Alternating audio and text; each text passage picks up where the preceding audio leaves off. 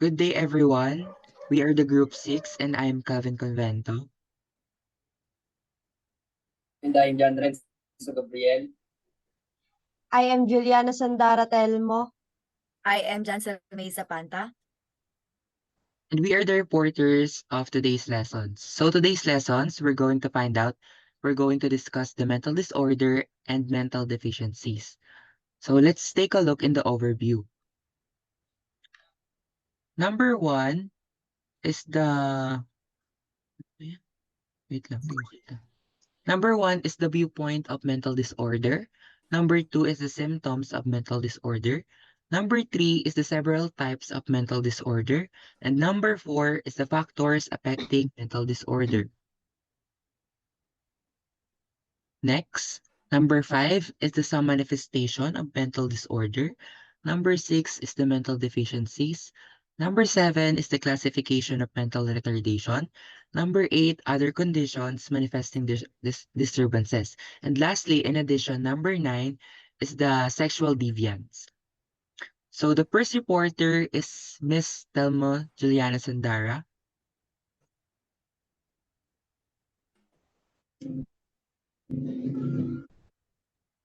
Okay, now I will discuss the sociological viewpoint.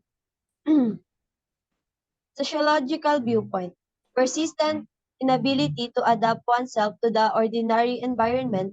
It is individual's loss of power to regulate his action and conduct according to the rules of the society. So, according to sociological perspective, mental disorder is characterized by emotion, thoughts, motivation, and behavior that deviate from social means and norms. Next.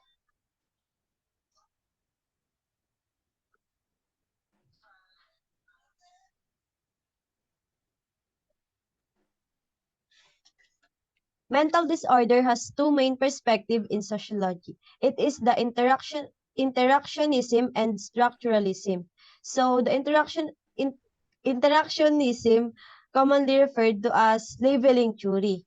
So we all familiar na theory focus on understanding how people behave in face-to-face interaction. Structuralists argue that there is a social pattern to mental illness. Next is medicine viewpoint. So medicine viewpoint, it is the extended absence of mental health due to illness.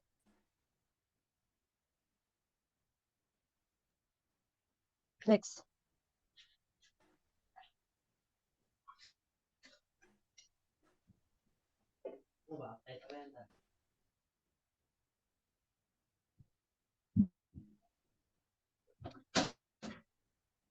RA 11036, the Mental Health Act or mental health condition.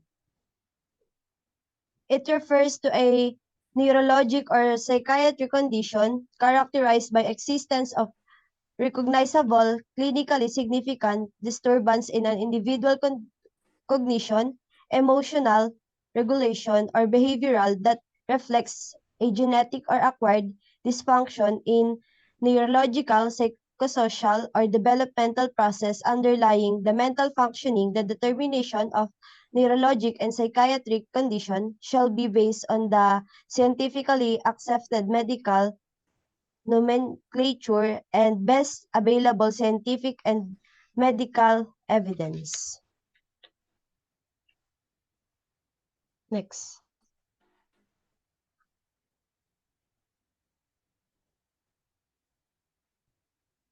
So, the term mental disorder is synonymous with first mental illness is when someone is diagnosed with a mental disorder.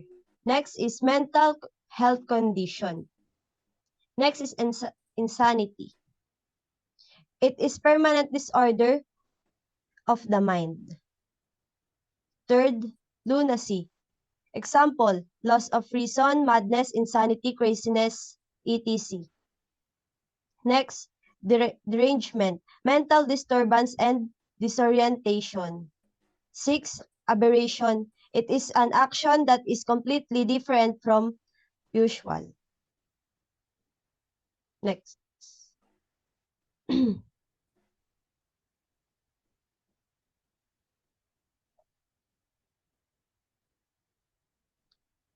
So now we will discuss the symptoms of mental disorder.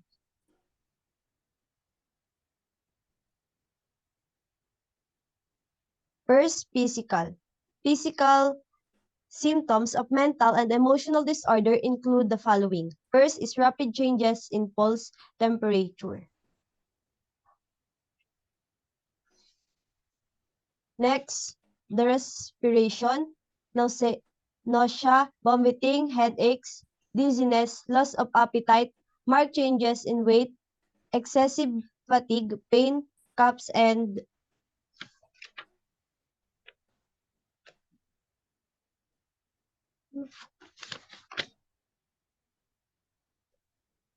lack of motor coordination and speech disturbance. Next is mental.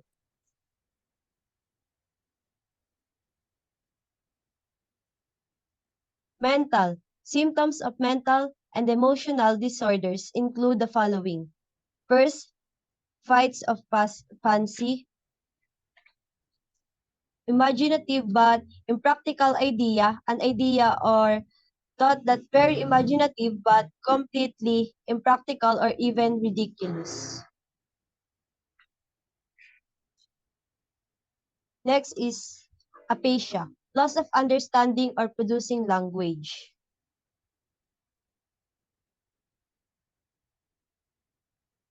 Next is phobias.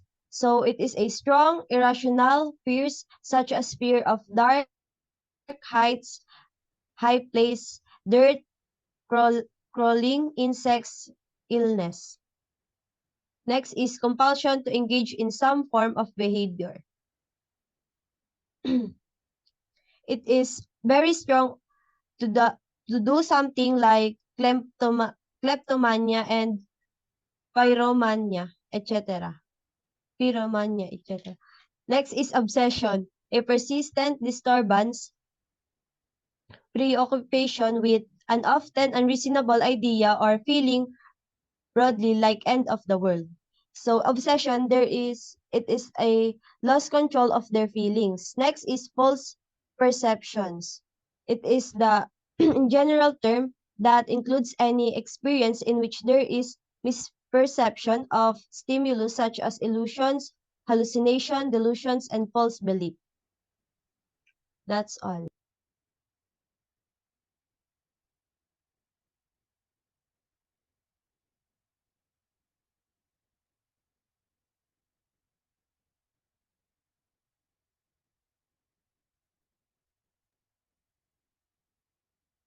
So dumako naman tayo sa several types of mental disorder. So meron tayong three types of mental disorder, which is the psychosomatic illness, psychoneurosis, at saka psychosis.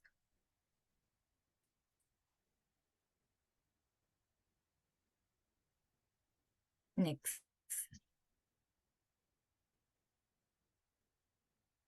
So ito, yung psychosomatic illness, ito yung real physical symptoms wherein nagkakos siya or nag-i-influence yung mind natin at saka yung emotion natin at saka yung feelings natin.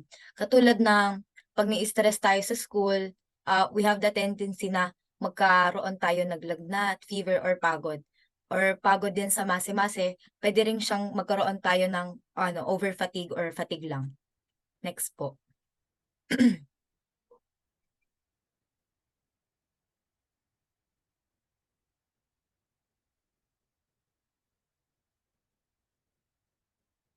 So ito naman yung mga example ng mga psychosomatic illness, which is yung cold, asthma, ulcers, allergy, colitis, eczema, arthritis, disorder of circulatory system, obesity, sterility. Wherein ito yung nakaka-affect yung physical symptoms natin na kung saan nagkakaroon din tayo ng emotion feelings. Next po.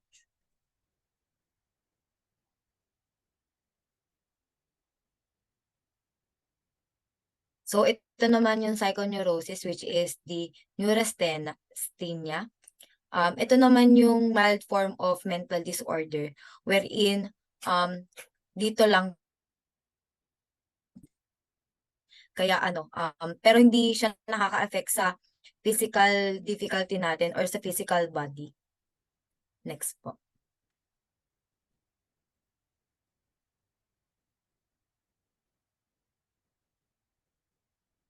So ito nga yung mga examples. Thwarting can cause this disorder that may persist from childhood. Depressed, easily fatigued physically and mentally, indigestion, constipation, chest pains, breathing and difficulty, eye strains, sometimes become insensitive to pain, obsession, fears of phobia, and others. So ito yung mga bagay na wherein hindi naman siya makaka-affect sa physical difficulty natin or sa physical body, pero nakaka-affect siya sa mind at saka feelings natin or emotions.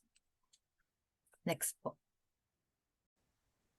So yung psychosis, ito yung mild mental disorder wherein yung isang tao is wini-withdraw na yung sarili niya from reality at dahil sa trauma or medical illness niya. Next na. Yan. Mga example nito is intoxication or mania. Yung mga yan. So, ayun, pag nagkakaroon tayo ng intoxication by alcohol, minsan wini-withdraw natin yung sarili natin from reality. Factors that affect mental disorder.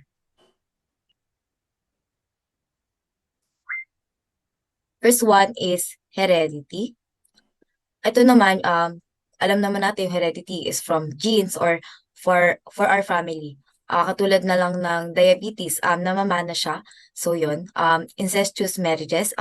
Ito naman yung pag naging mag-asawa yung dalawang magka-relative or magkamag-anak is nagkakaroon ng tawag dito ng infection yung pagiging pregnant ng isang babae, which is nagkakaroon ng disorder yung magiging bata.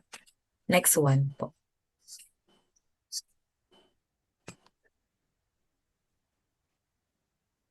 Impaired vitality pala. Ito yung physical strain or yung birth trauma. Ito yung mga kanari pag pinanganak ka is may infection ka na or may mga birth trauma ka na or mga kanari wala kang dalawa lang yung daliri mo, may naputulan ka. Pero dahil yun di dahil sa naputulan ka talaga or kundi dahil siya sa panganganak or may or birth problem. Ito naman, poor moral values, training and breeding. So, ito naman yung blood incompatibility of parents. So, minsan naman, alam naman natin yung kung saan tayo unang natutunan is sa family. So, minsan pangit yung environment ng nasa paligid natin, mga ganyan. Or hindi maayos yung sarili natin or patungo sa kapwa. Ito yun. So, next one po.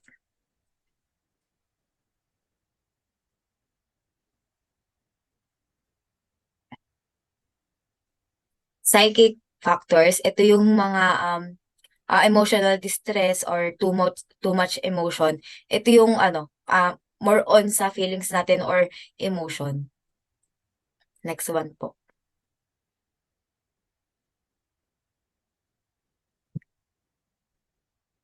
So, yung physical factors, may two types siya, which is the non-toxic and toxic.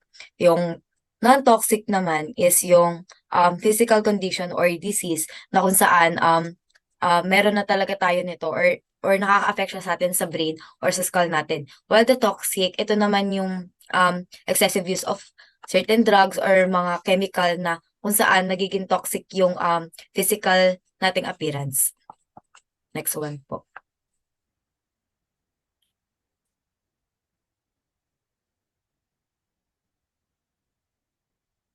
Sa manifestation of mental disorder.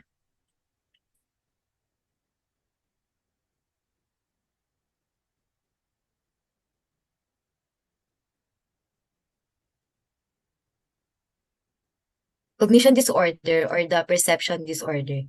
Itong illusion, ito yung nafe-feel natin na parang may kakaiba or something seems different from what is actually is. Ito naman, ginagamitan natin siya ng senses para malaman natin na parang iba yung perspective natin sa iba.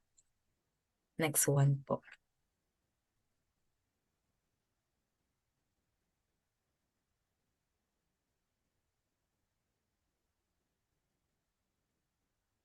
Next one is hallucination. Ito naman yung hindi natin siya ginagamitan ng five senses natin.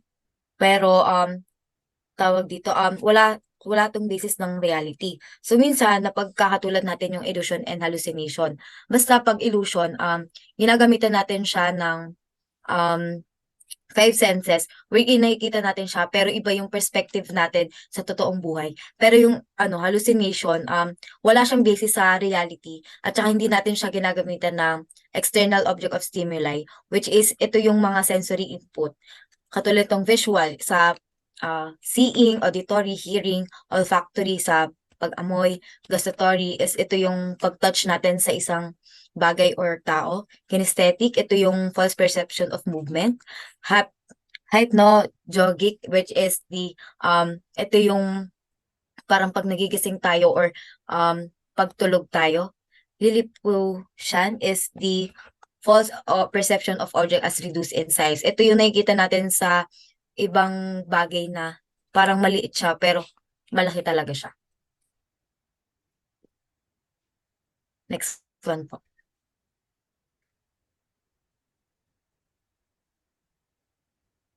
Dementia.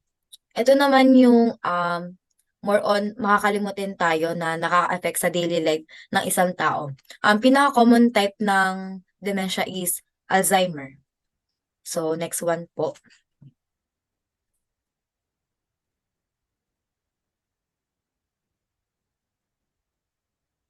So, before that, dagdag ko muna sa dementia, hindi siya nakaka-affect ng mga delusion or impulsive na mga trauma natin. Yun. Ito naman yung kinds of dementia: acute, dementia paralytica, dementia precox, senile dementia, and toxic dementia. Yung acute, ito naman yung sa mga bata pa or mga katulad natin na nagkakaroon ng dementia, which is dahil sa overwork, malnutrition. Katulad natin college students, minsan nakakalimutan natin yung ibang bagay dahil masyado tayong na overload ng mga gawain. Dementia paralytica, ito naman yung napupunta sa pagiging paralyzed ng isang tao. Yung dementia precox is or premature loss of mind. Ito naman yung outdated form of schizophrenia, can lead to not normal interpretation of reality. Senile, alam naman natin senile is ito yung mga matatanda. So madalas naman sa mga matatanda ngayon is madalas makakalimutin. And last one is toxic.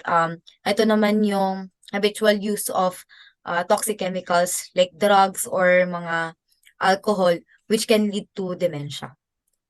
Yun lang po.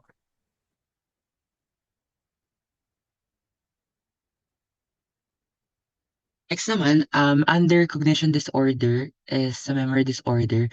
Next is the amnesia or loss of memory, yung pagiging makalilimutin. So, meron dalawang kinds ng amnesia. Meron tayong tinatawag na anterograde amnesia at retrograde amnesia. Yung anterograde amnesia, halimbawa, yung kanina nyo lang ginawa pero hindi mo na siya maalala ngayon. Sabi dyan, loss of memory of recent events. Yung kakapangyari lang nung event na yun pero nakakalimutan mo agad. Pero yung retrograde amnesia naman, siya naman yung loss of memory of past events and observing traumas of the head. Siya naman yung mga nangyari 5 years ago, 10 years ago. So, na siya, past events, matagal na siya. Next naman sa under ng content of thought disorder. So, nauuso to ngayon, yung tinatawag nating delulu. Sabi dito, delusion, a false or erroneous belief in something which is not fact. So, ibig sabihin, naniniwala ka na merong ganun pero sa totoong buhay wala naman talaga. And sabi dito, a person suffering from delusion is not always insane. So, hindi lahat ng tao na nakakaranas ng delusion ay insane or baliw. Sabi dito, if he can correct his wrong beliefs by subsequent experiences, by logic or by information from other sources, such as delusion is not a proof of insanity. So tama naman, delusion is not a proof of insanity kasi pwede itong matama through experience, by logic, at iba-ibang paniniwala as the time pass by. Next naman, meron naman tayong tinatawag na some types of delusion. Una is the delusion of grandeur. Sabi dito, that he is possession of Gina Romeo's belief that he is in a possession of great power, wealth, wisdom, physical, etc. So kapag na-experience mo yung delusion grandeur, ikaw ay nag-i-imagine or nagkakaroon ng delusion na ikaw ay merong power, mayaman at matalino. Next naman is sa delusion of persecution. A false belief that one is being persecuted. So naniniwala ka na merong isang tao na mapapatay or mamamatay or mapapersecute.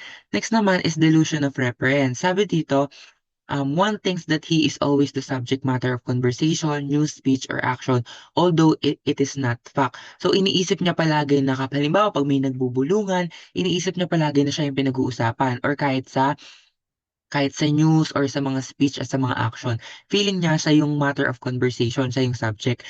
Next naman is the delusion of self-accusation. Sabi dito, a false belief in a having committed crime or hurting the feelings of others. Sabi dito, pinaniniwalaan niya na yung iba ay maka-commit ng crime or even siya. So, at makaka-hurt ng ibang feelings. Next naman is the delusion of infidelity. So, ito yung usong-uso ngayon. A false belief that one's lover is cheating. So, yung mga narinig natin, diba, na delulu sa pag-ibig. So, ano yun, nakaka-experience sila ng delusions of infidelity. Yung akala nila, nag-cheat or nagloloko yung kanilang mga jowa.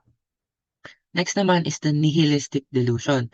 Sabi dito, a false perception as a buyer world that one does not exist and that his body is dead. This condition occur in melancholia. Iniisip niya na siya ay patay na or hindi na siya nag-exist sa mundo. So next naman is the delusion of poverty. A false belief that one is financially ruined and that he has no money, starving, sick, or even dead. So kagaya na sa delusion, ito na naman 'tong false belief na siya ay patay, nagugutom, may sakit, walang pera, or mahirap, so financially ruined. Next naman is the delusions of control. Sabi dito, a false feeling that one is being controlled by other person. Kumbaga, iniisip niya na nagiging manipulative yung isang person. Sabi diyan 'no, being controlled by other person. Next naman is the hypochondrial Riacal delusion, a false belief that one is suffering from an incurable disease, some parts of the body are not functioning, or that he is not physically capable to do a thing on account of a disease. So, false belief na naman siya na ang ibig sabihin ay iniisip niya na meron siyang sakit na hindi na gagaling, merong iniisip niya yung puso niya hindi na tumitibok, yung utak niya hindi na nagfa-function. Ayun yung example ng hypochondriacal delusion. Next naman is the delusion of depression. Patient experiencing feelings of uneasiness, worthlessness, or utility. Iniisip niya na siya ay malungkot, worthless, or wala nang halaga sa mundo. Next naman is the delusion of negation. Feeling that some parts of his body is missing. So, iniisip naman niya na, halimbawa, wala siyang tenga, wala siyang mata, wala siyang ilong, walang bibig. Ayun naman yung tinatawag na delusion of negation. Next naman is the content under ng content of thought disorder is obsession. Obsession is the thoughts and impulses which continually occur in the person's mind despite attempts to keep them out, worrying that you somewhere you you somewhere is contaminated or someone somewhere is contaminated. So sabi dito, halimbawa yung obsession, yung pilit mo siyang inaalis sa isip mo pero hindi mo siya matanggal. So halimbawa, sobrang hilig mo sa damit or yung sa crush mo, obsessed ka sa crush mo, kahit na pinipilit mo siyang tanggalin sa isip mo, so hindi mo siya matanggal-tanggal. So, obsessed ka dun sa tao na yun. Oh, next naman, under ng trend of thought disorder is the mania, a state of excitement accompanied by exaltation or feeling of well-being which is out of harmony with the surrounding circumstances of the patient. Next, itatakal natin yung mga kinds of mania. So, ibig sabihin ng mania ay excitement accompanied by exaltation or a feeling of a well. So, sabi diyan, kapag ang mania is yung utak mo is hyperactive, magiging present din diyan yung delusion, at mag increase yung mental activity mo. Pwede din yung patient ay magkakaroon ng restless or feeling niya hindi siya makapagpahinga.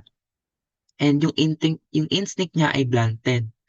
At siya ay nagpo-possess ng impatience siya, irritable at antagonistic. Next naman is the melancholia, an intense feeling of depression and misery which is unwarranted by his physical condition and external environment.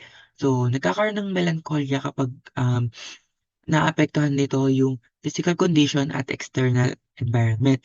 Na-absorb niya yung mga miserable thoughts, yung oral hallucination, at lahat ng patient ay nagsasuffer ng melancholia ay nagkakaroon ng suicidal case. So, iniisip nila palagi na gusto na nila wakasan yung buhay nila. Next naman, other kaalaman. So, the alternative condition of mania and melancholia ay tinatawag na manic depressive psychosis or tinatawag na polycircular. Ang circular, ang ibig sabihin nito ay yung paulit-ulit na na-experience ng isang tao. So sabi dito, in between the attacks of mania and depression is a period of cessation of symptoms of psychosis known as lucid interval. Yung lucid interval, ibig sabihin nun, you are conscious of what you are doing. And sabi dito, sabi dito, any person who commits criminal acts during lucid interval is criminally liable. Pwede ka makasuhan kapag nag-act ka during lucid interval kasi you are conscious of what you are doing.